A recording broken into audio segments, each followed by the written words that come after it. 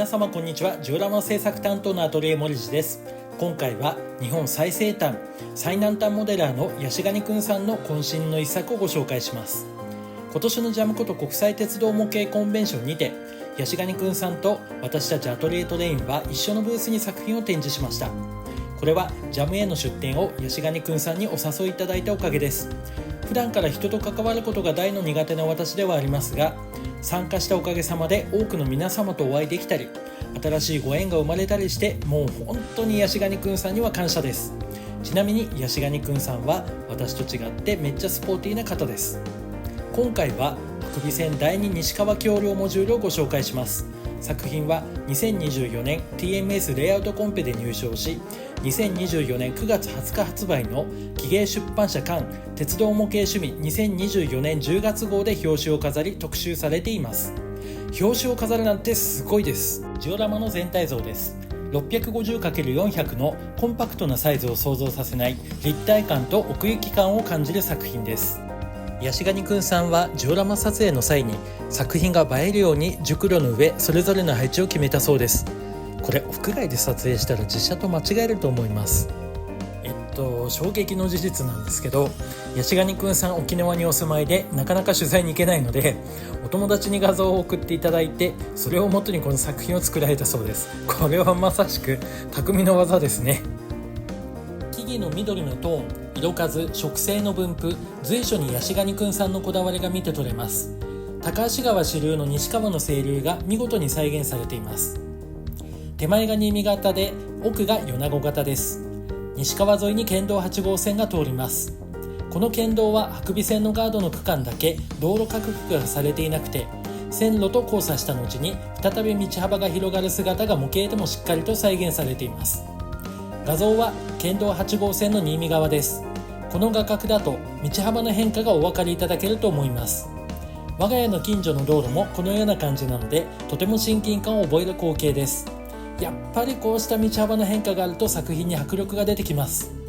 こちらは県道8号の米子側です。こちらでも線路との交差付近で道幅が変化しています。あとトンネル入り口に上がる謎の道、こういう再現も楽しいですよね。私はウォーキングが趣味なこともあり、道路周りが大好きで、どうしても視点がそんな感じになります。川の護岸ご覧ください。しっかりと作り分けされています。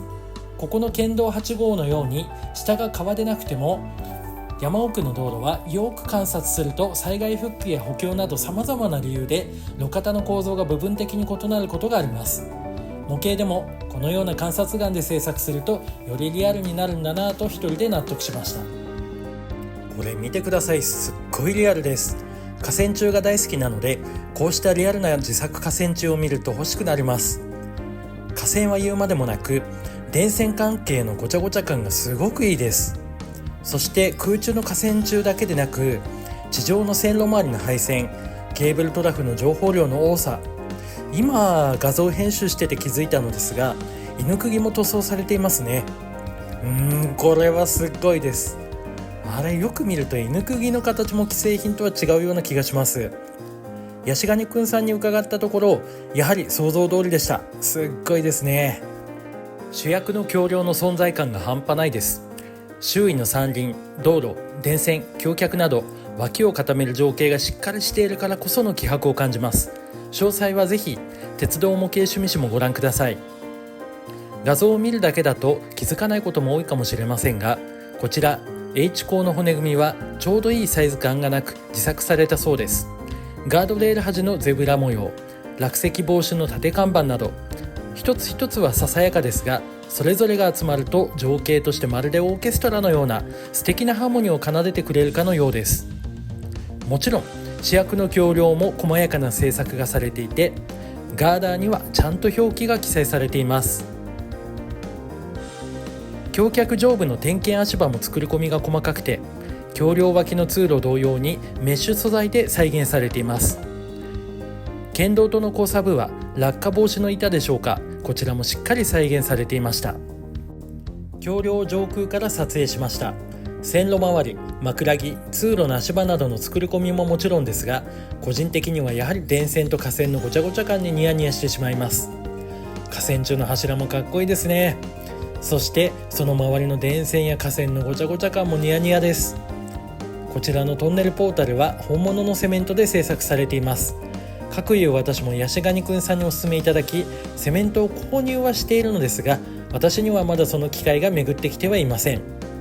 これ見てください。トンネル入り口の情報量の多さ。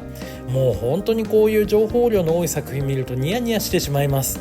ケーブルの処理、トンネル内の退避場所、ジャム会場では個人的にかなりバタバタしていたので、もっとじっくり拝見したかったです。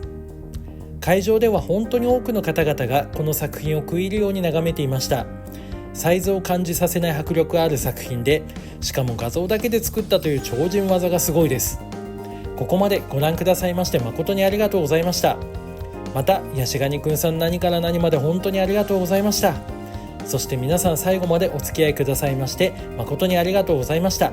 また次の機会にお会いできることを楽しみにしております。さようなら。